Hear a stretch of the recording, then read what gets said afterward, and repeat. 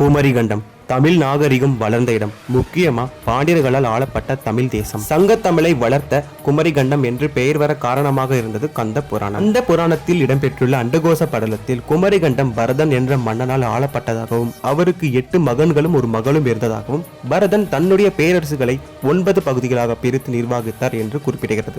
முக்கியமா பரதனின் மகள் குமரியால் ஆளப்பட்ட பகுதி குமரிகண்டம் என்று அழைக்கப்படுகிறது.